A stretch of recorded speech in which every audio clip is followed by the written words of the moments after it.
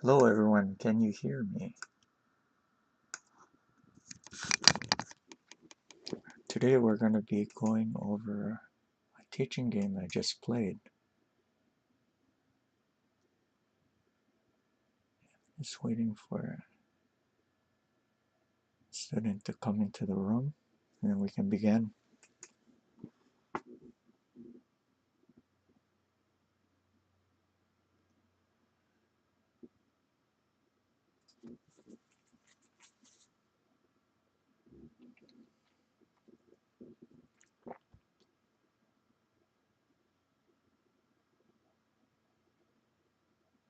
Okay, good. Let's start.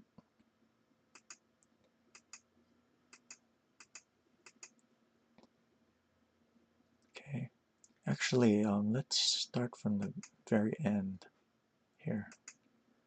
I'm going to flip the board around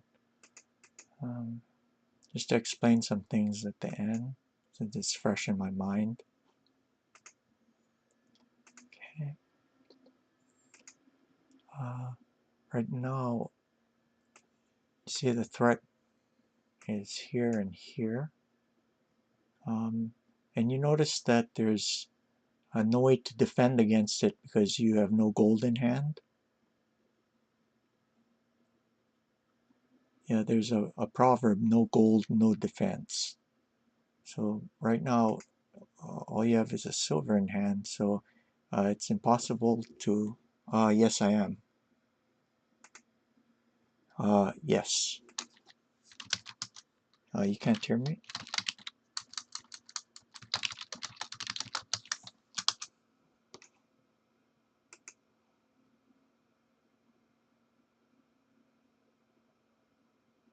Huh, okay. Let's see. You can't... can you hear me?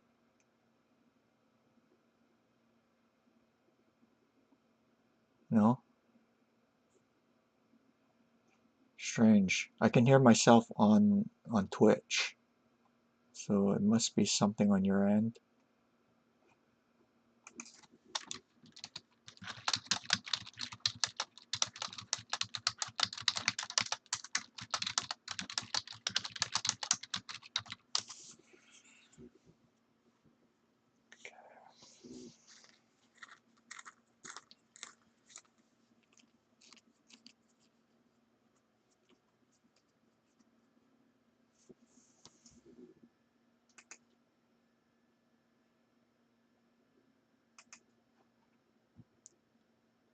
Can you hear me?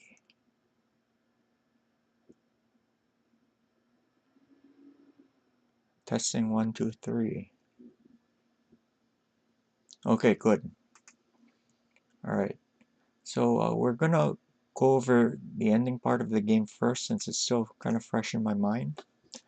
Alright, so you notice right now I threaten to drop silvers or golds here and here.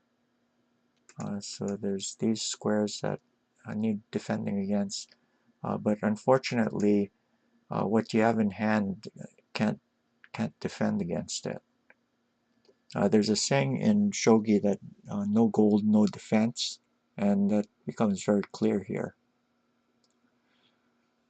In fact, the only way that you can stave off mate for a few more moves is to move the rook up here. That way you defend along the rank. And then, what do you think I'm going to play now?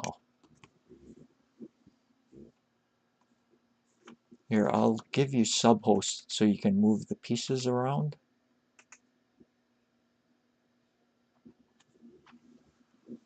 Yeah, make a move for me.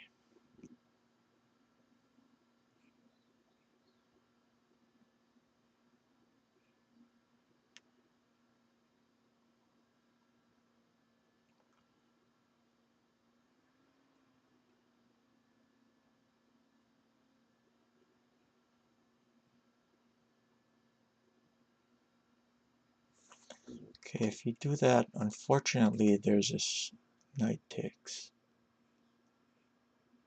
So we have to go back.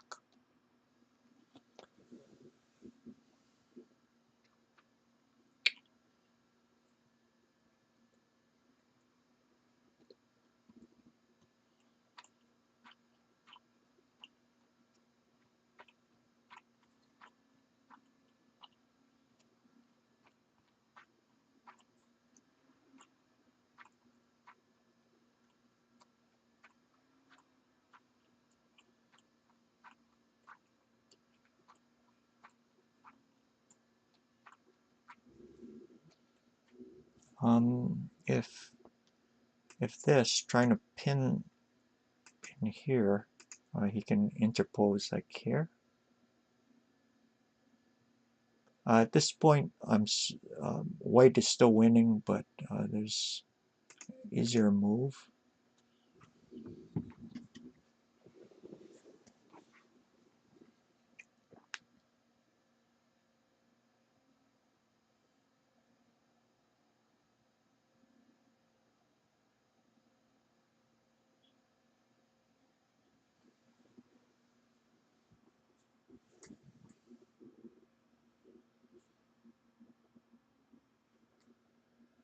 Hi, Chris. Thanks for joining us today.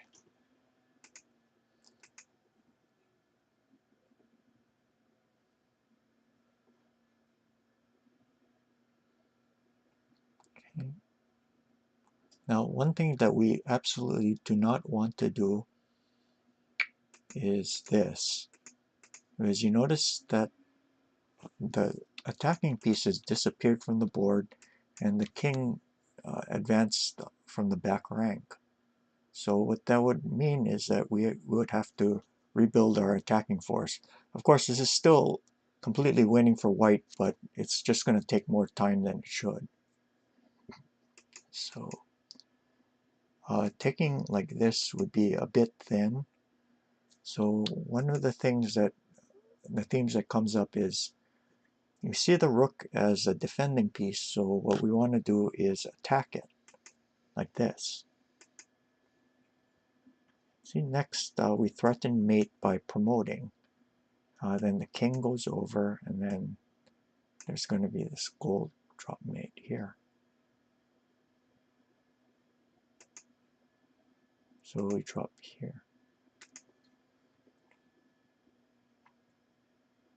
If the king runs here, we can just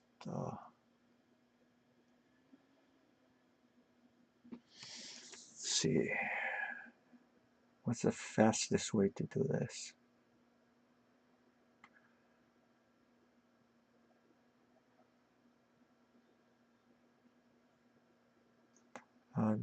This move looks pretty quick. If he interposes like this, you can grab here and then threaten this next.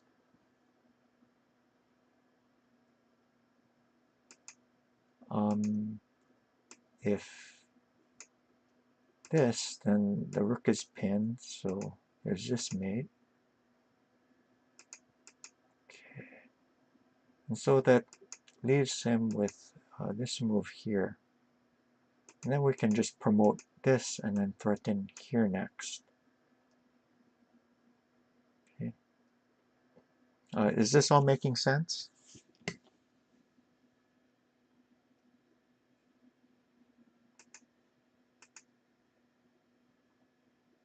Okay, good. So right now, if he drops a silver here, then there's going to be an easy mate this way, like that. Okay. And so if he does here, what should the next move be? Can you find it?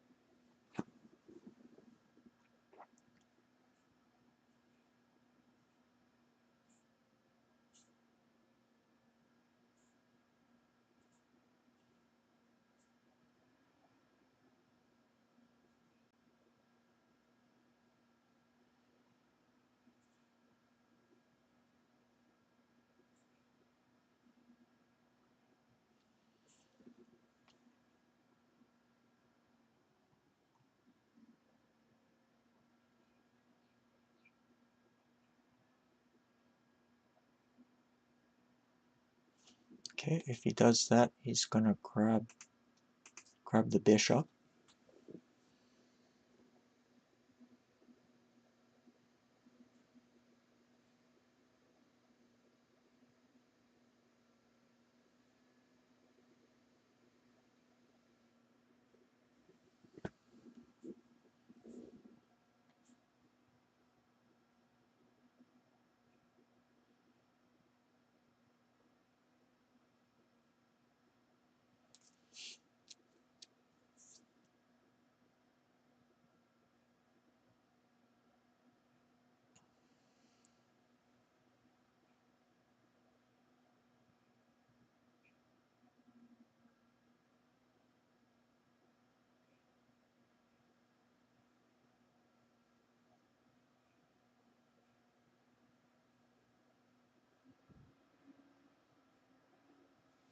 Okay, now he will have to run up the board.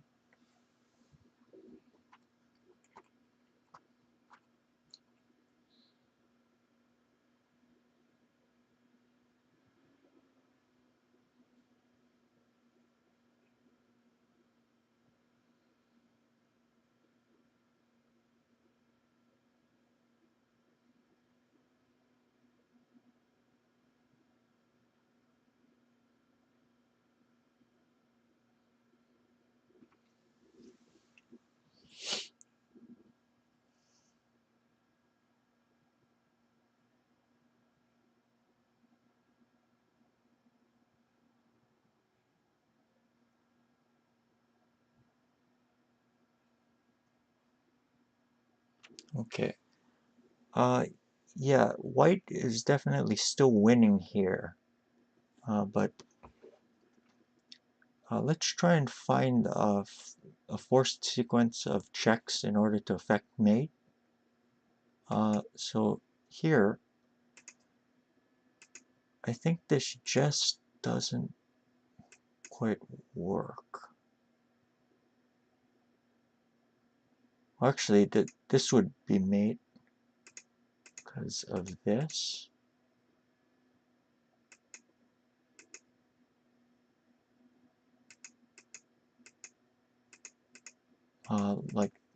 Like here.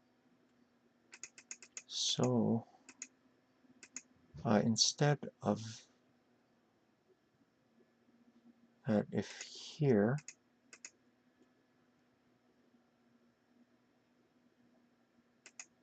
there's this check,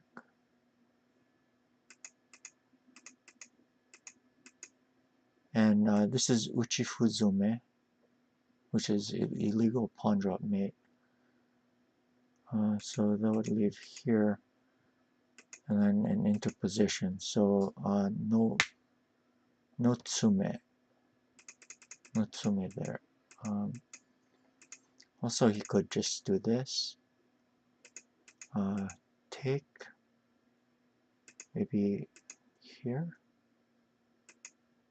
Push takes check up check up. There might be like this. Okay, let's go back a couple moves. Most likely he's going to push like this. Check up, check down, and then there's this mate. Okay. So that took quite a few moves, didn't it? There's actually something a lot shorter than this variation. Here, you notice if the king were back on this square, there'd be an easy mate here. So can you find a way to try and drive the king to the 2-9 square here?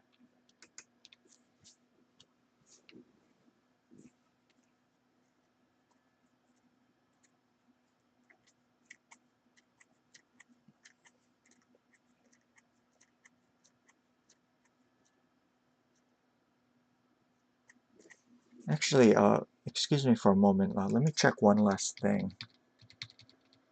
Sorry about that. It's bothering me a bit. Oh, here. And there's this. Okay, let's go back. Okay, in this position.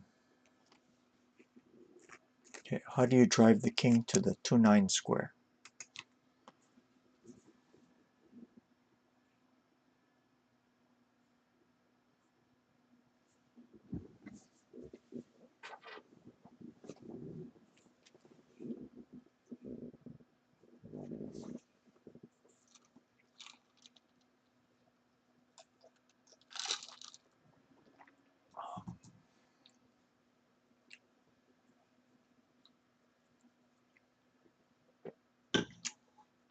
Okay, if he does that, you have no choice but to take.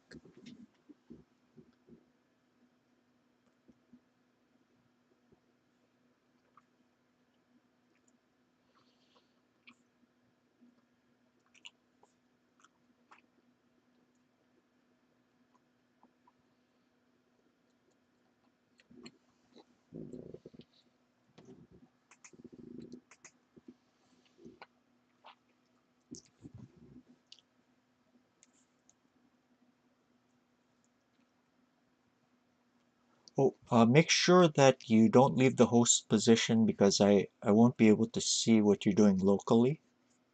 So click on the radio button in the upper right hand corner to follow latest position. Yeah, thanks. Okay.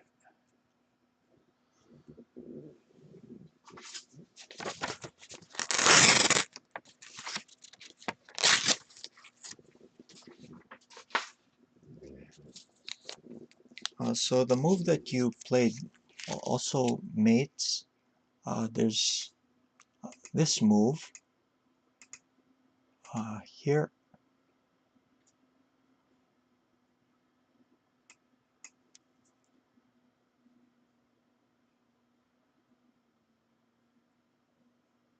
That could mate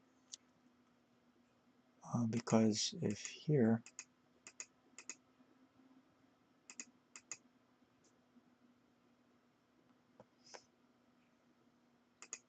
check, check. But again, it's kind of lengthy.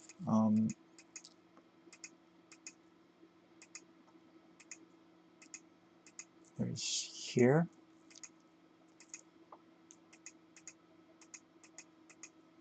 Like that. So that does work. The move that I was actually looking for though is a mate from this position, a mate in 3. And you can do that by dropping the rook here.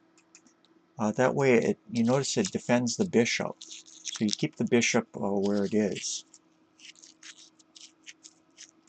So if takes, then mate this way.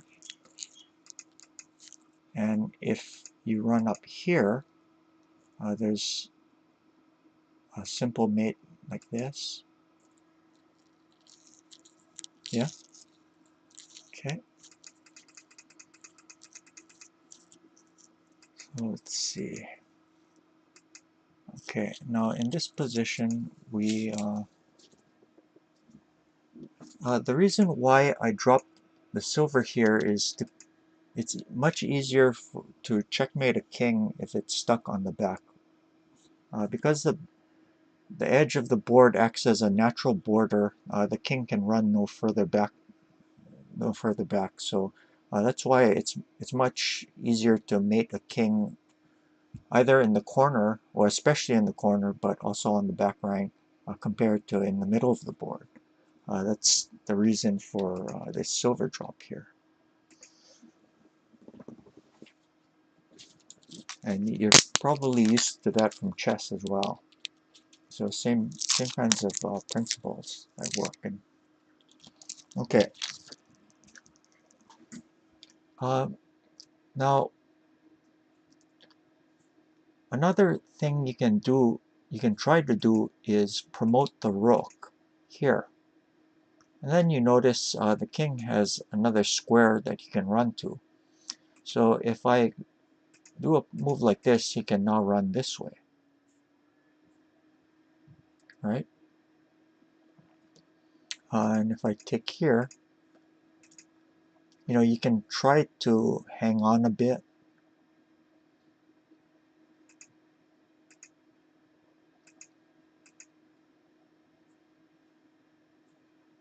Actually, maybe not. This might actually be made. Let me check. Oh, it's not going to be a tsume, but it will be a what you call a hishi. You notice that there's 2 pieces attacking this square, and there's only 1 defender. So I don't know what they consider this theme, but I just call it a 2-on-1 situation, and that's going to be a win for white, because next there's nothing you can do to protect against this. So no tsume, but this is a hishi.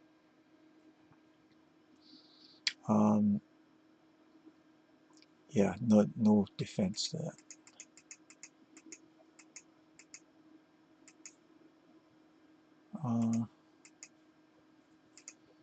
How about here?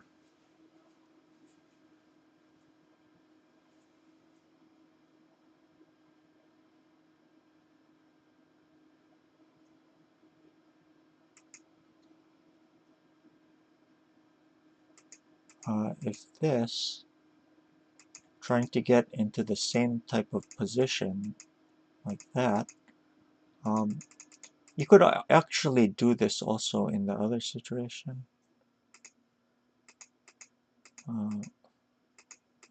You can try and sacrifice the dragon, but I think this is gonna be easy Hishi.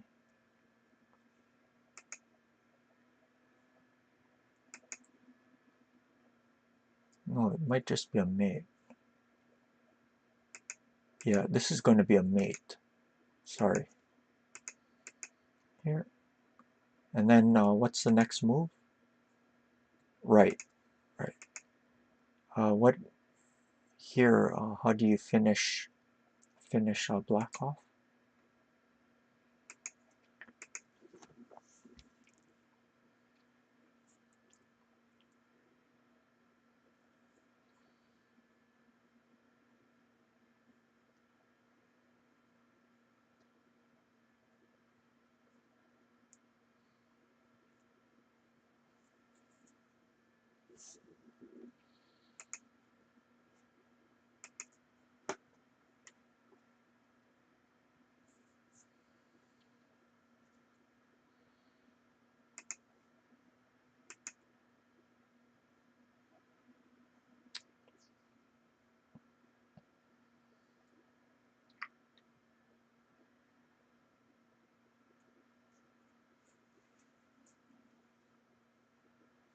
This is a theme that comes up a lot in Tsume Shogi. When you're looking at this, you might want to play a move like this, but it allows the king to run here, so there's no immediate mate. I mean, it is still winning for white, but there's no immediate mate.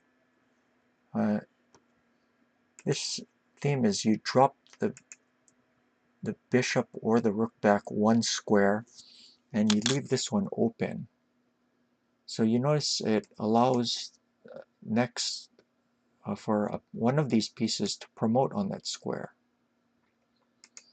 If he interposes with something like this, you grab like this and then mate. Or also if here, you can promote here or here, and then that's a mate. Good? Yeah.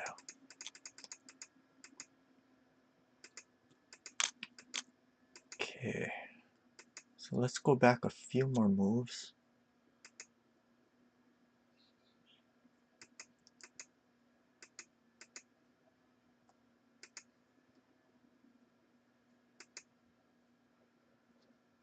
You noticed here that I didn't grab the bishop.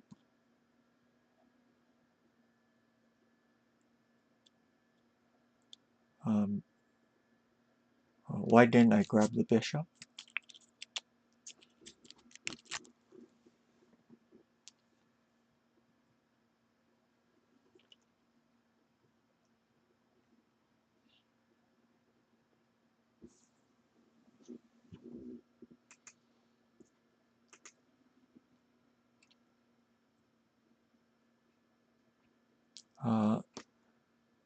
Yeah, that's one of the reasons. The other reason is you wouldn't need to capture this piece.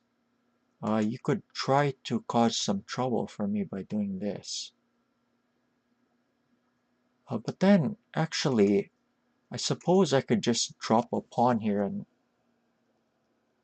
Yeah, okay, actually, this might also work. So maybe it wasn't such a big change. Okay.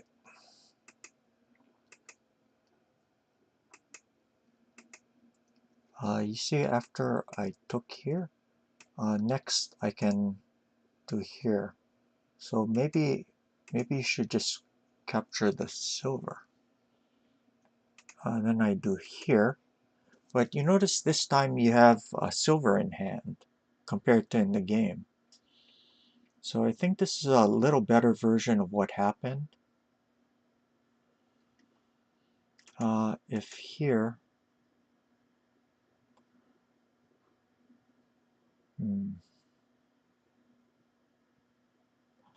yeah, I would not want you to grab the rook. I mean the gold. So I would probably have to.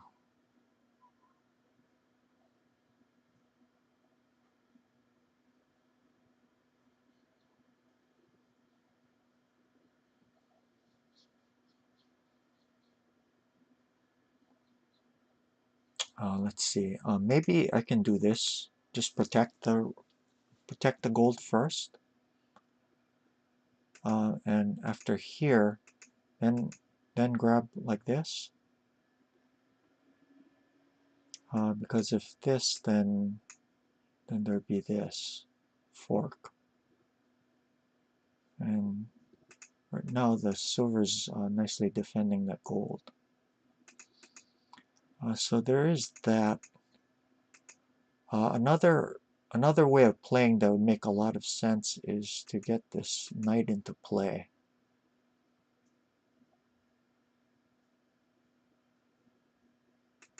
Then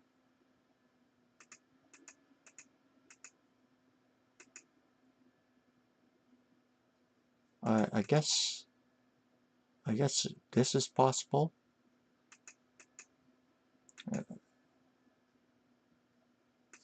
Yeah, I don't know. Okay, let's go further back. You notice that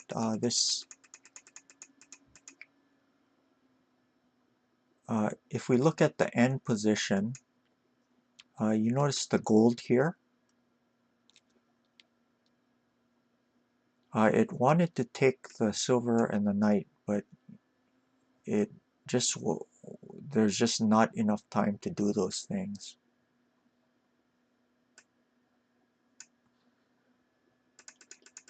So we can look at the point where you drop this here. And are you familiar with the term heavy?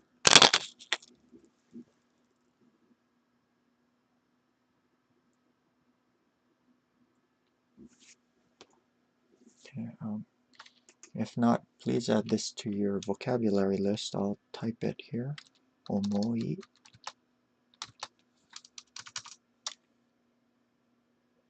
Yeah, omoi.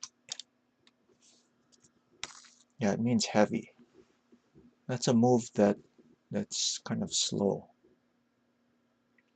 So 1, 2.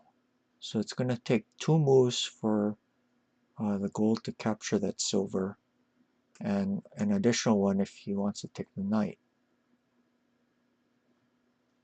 And in this position, 2 moves is just too much. Can you find another move that you could try?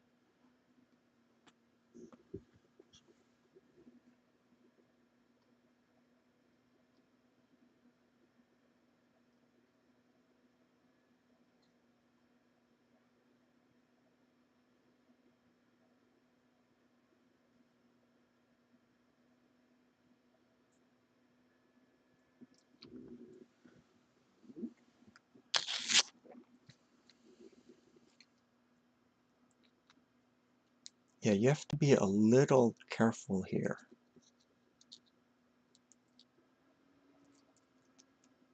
Yeah, there's a little bit of poison because of the position of your king.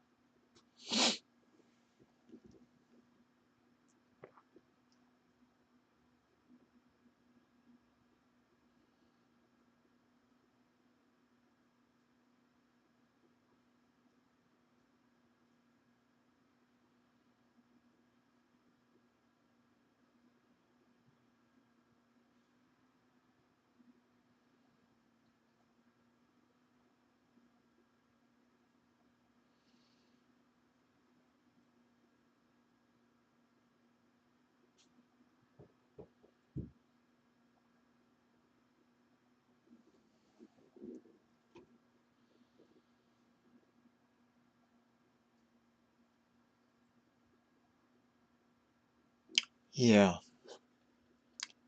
One really tempting move to play is to sacrifice the bishop,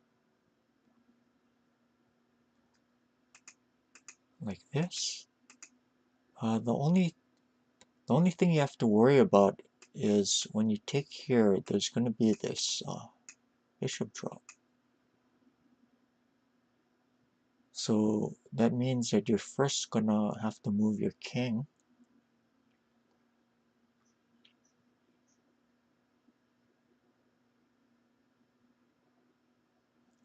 Let's see. I might do this. Or I'd actually have to find some kind of nice move. Maybe you could do this first, and then here, and you notice there's no longer this fork.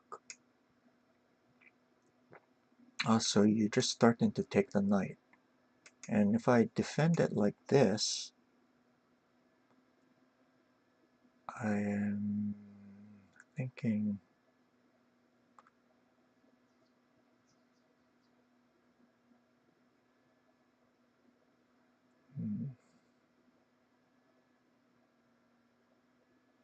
you might actually be able to get away with this. You have a very large advantage, and I don't have a clear way to get counterplay. If I take like this, you can dangle a pawn here, like that, and then next drop silver here.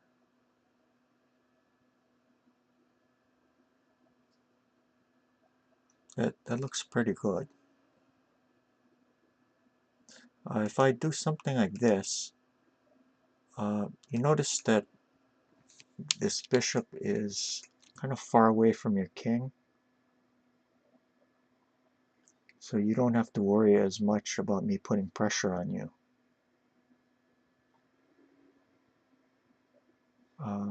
You could do maybe like this, and I think I'm just lost.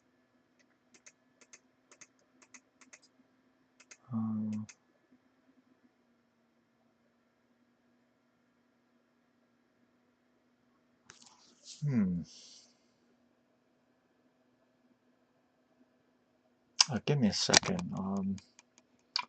Actually, maybe just this, and then you threaten to promote your next. Yeah, this doesn't look good, but you might Nabari it this way. But then there's like here.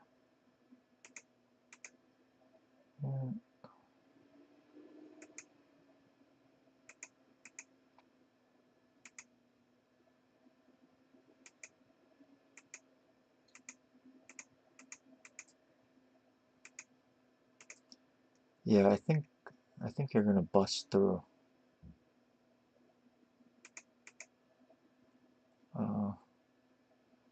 You could do even something kind of mindless. Actually, no, this is just mate, right? Here. Yeah, this is win.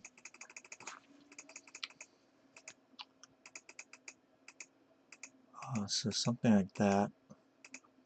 If I try to do like here and threaten here, all you have to do is do a move of defense.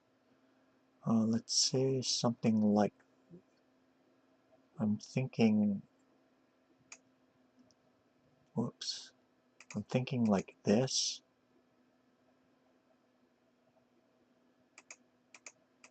Okay, and then I threaten here.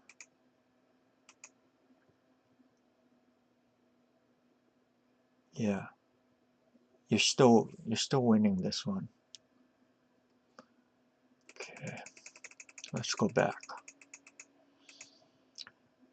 So yeah, it's a little tricky, but you could take like this, and then do something with your king, so you can capture the knight. If I do like this, maybe you can just move the king here and then threaten to take.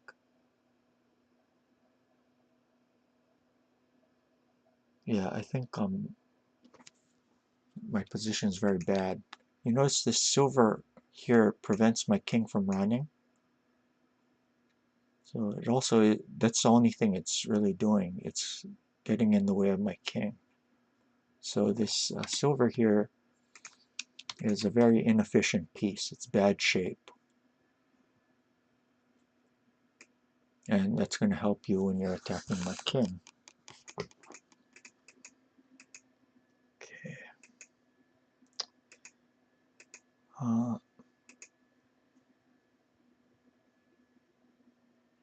But here, what move should you play?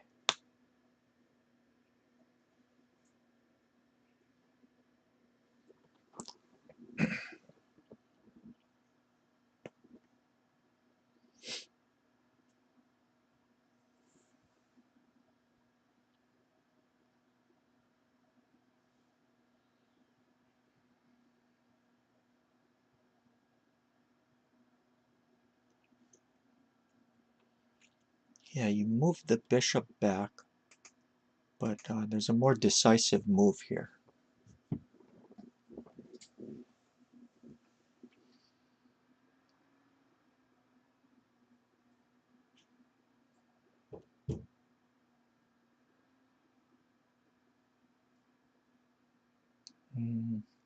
Why didn't you want to give me the bishop?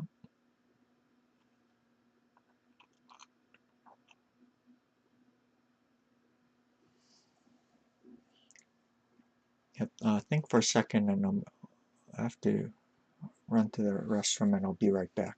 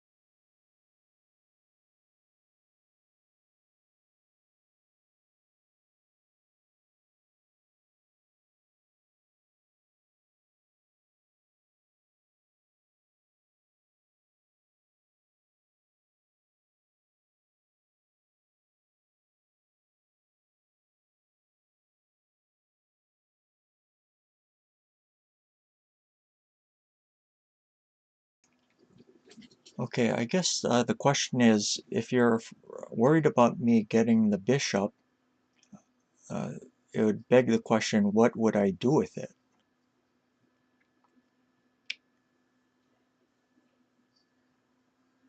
Do I have any immediate threats? The second thing is that after you take here, just sacrificing it, you notice that there's this pawn here. So it ends up shielding the rook, so you can grab here next, and there's no bishop check like there was in the previous variation.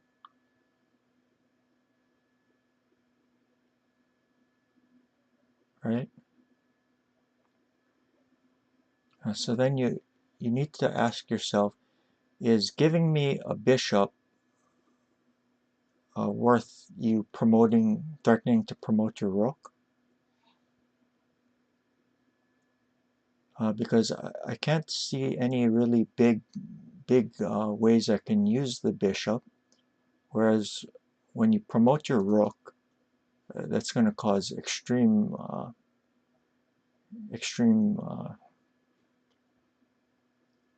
disadvantage for my side.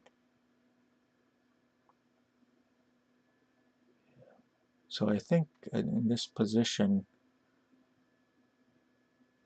yeah, and it's not like you didn't just sacrifice it for no material. You got a silver too, right? So the breakthrough is very valuable. If I do, let's say something, well, you're going to take this next. If I do this, you do not take that because, of course, the bishop fork. So what you could do is here, and then you can promote like that next. Maybe here. That way you threaten to drop the silver here. And you notice this gold is pinned. And it's also supported by this knight. So yeah, this is completely winning for your side. If I do this,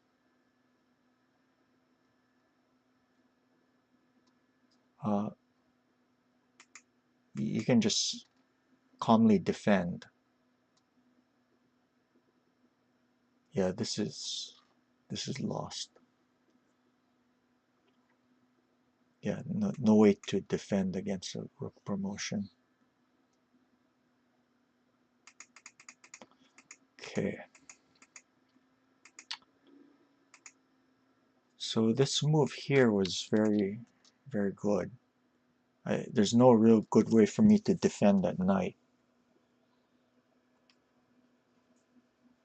Yeah, so just simply take it. If I try to defend it, let's say like this, you can grab here and then threaten like this, or you could even drive the rook back and then threaten to drop a pawn next. So this is all in your favor. Yeah, this move is a little bit too passive. So at this point, you have a very good game.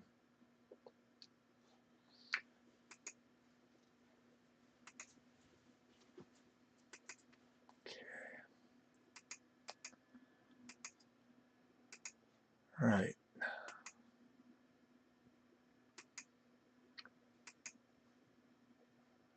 So kind of this fork was kind of scary, but you're able to get a lot of counterplay.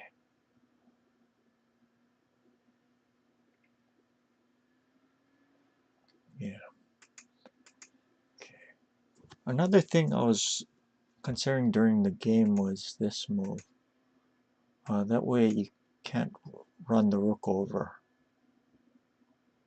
So this might have been, I don't know if it could have been better to do this. If you do like this, I'm going to grab here.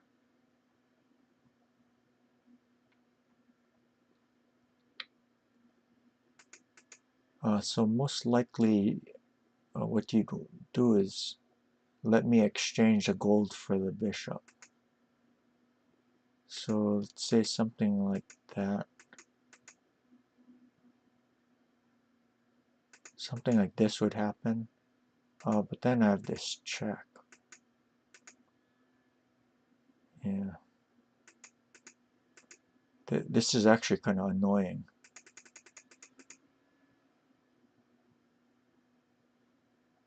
So maybe here.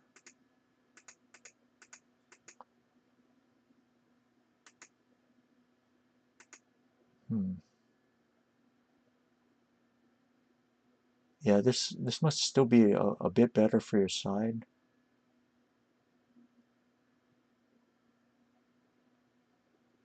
Although it's getting almost evenish. Yeah, this is starting to get evenish. So yeah, kind of unclear now. Okay, yeah, definitely not what you want. Yeah, so probably that drop was better. Yeah. So this move was a mistake because it let me get the gold in hand. Yeah. You notice that this gold here is kind of stuck. So it actually helps me when you exchange it because of the holes here and here.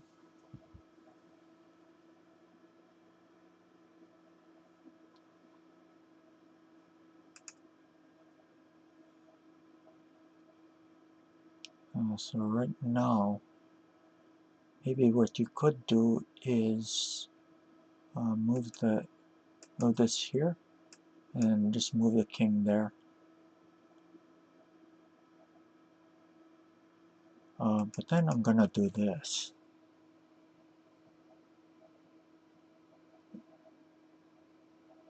Is that okay?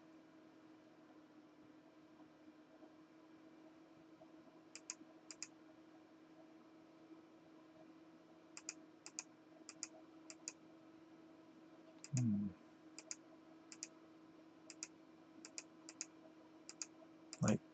Like this? Yeah, this also looks much better for your side.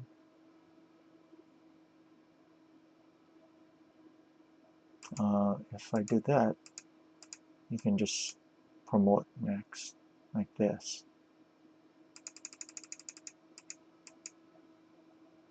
Okay. Yeah, so just like that. Um, okay, let's go back a few more moves.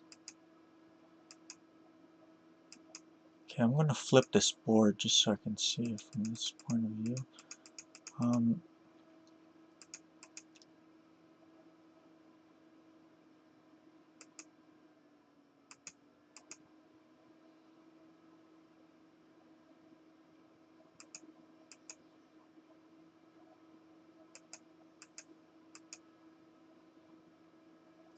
okay.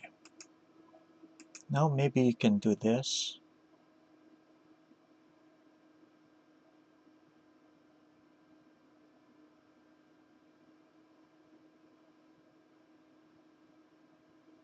Just threaten to push here.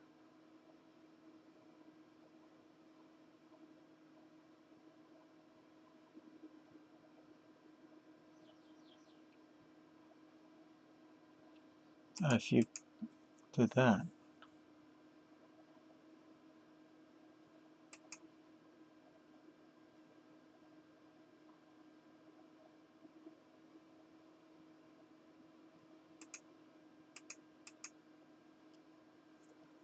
hmm.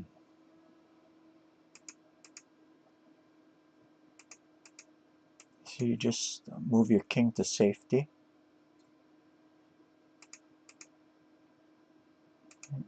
That. You notice that you move the king away from the rook. This also avoid this kind of stuff.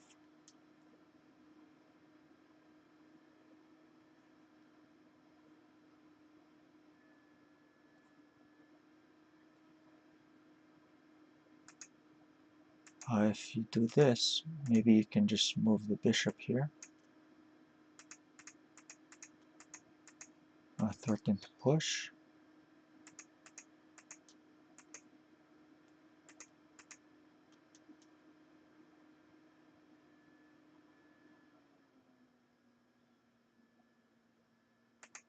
Maybe you can even do this. If takes, then you can drop a pawn here. Threaten to promote. So yeah, different things you can do.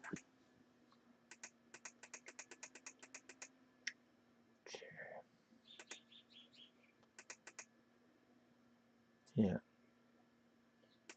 yeah. This relationship between there's geometry between the king and the rook. So you have to kind of keep that in mind later on in the game. You see after that there's a hole here, so you might have to eventually defend it with something like this later. But those things it's kind of abstract, but you keep those things in mind. That's one of the reasons why it's good to castle early.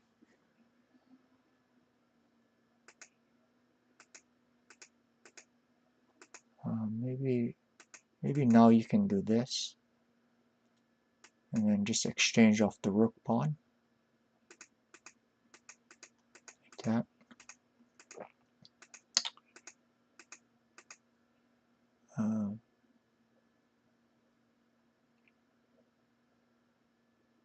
So you notice that the rook has mobility, and you have a pawn in hand, so that's good. But you really should do something about your king position. So possibly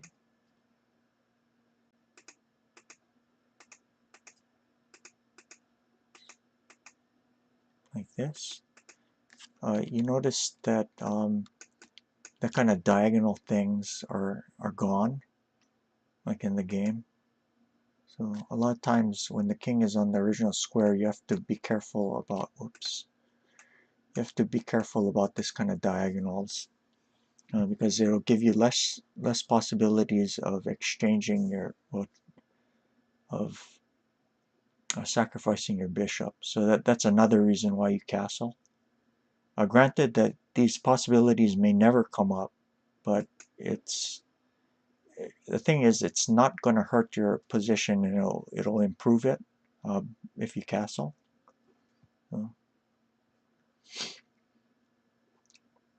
So maybe you could even do this.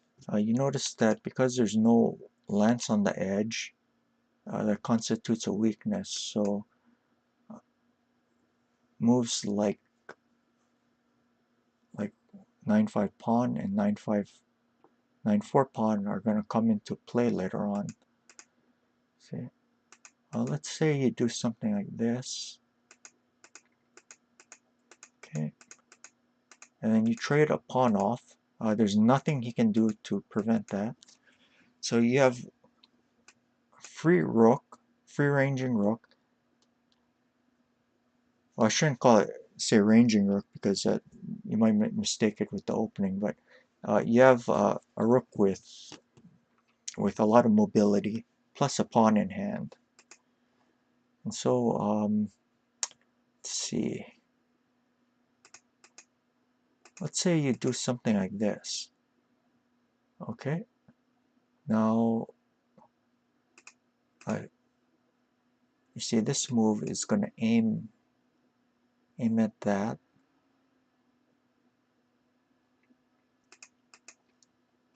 So if something like this, you can always sacrifice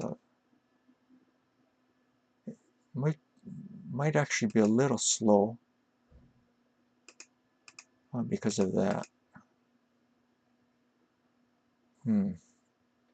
Yeah, that might be able to make a token, but this is a little slow. But it still demonstrates that there's a weakness on the edge. Whether it's exploitable right now is, I'd probably have to say it's not exploitable. It's one of those things that you keep in mind.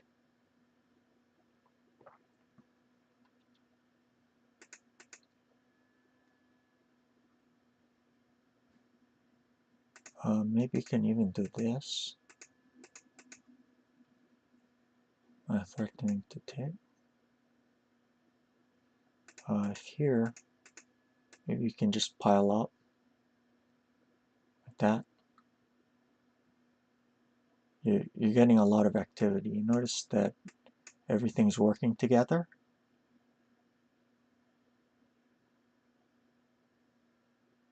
if he does something like this,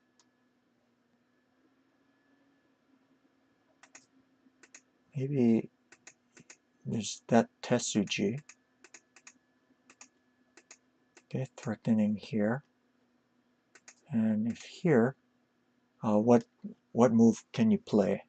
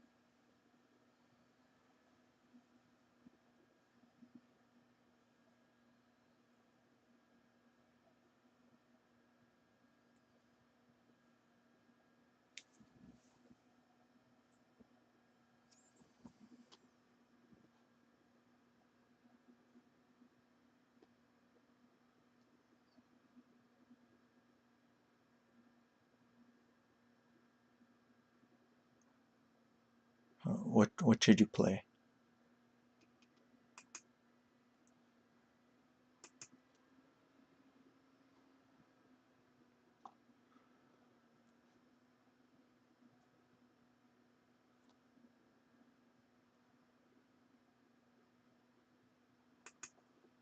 Okay. Okay, take a look at this rook.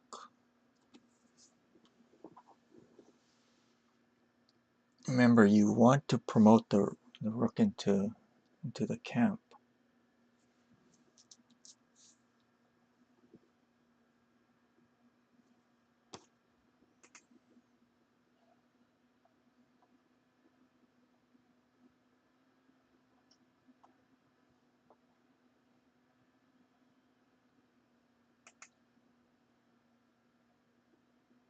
Yes.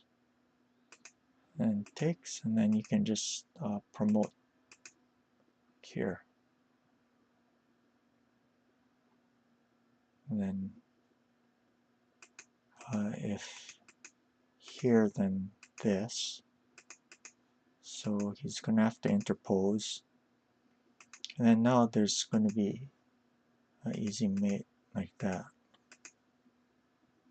Okay.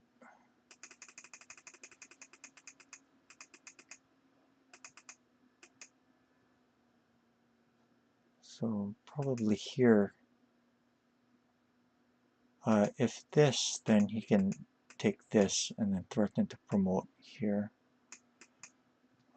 If here, he's going to take like that. And this time there's going to be a pawn here, threatening to promote later. So yeah, please remember this is a Tetsuji. If you take here, you notice he's going to drop the pawn here, and there's no good way to continue. White managed to slow the attack down. But here, you're essentially dropping where the opponent will want to drop. See, like that. Aside from here, you also threaten here. So if this, then you can grab like that. So yeah, this is good. Okay, I think that's about it for this game. Did you have any questions?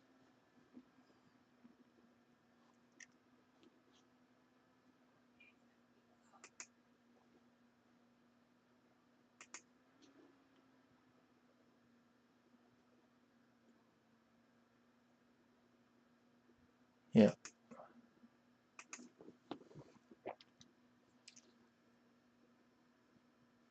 Yeah. Did you have any other questions?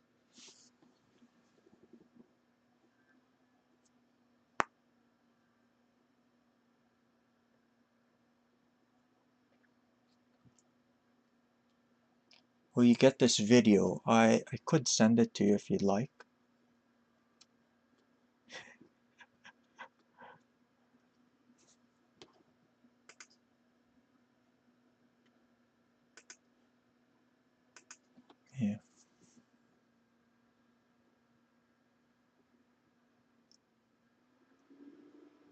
Okay.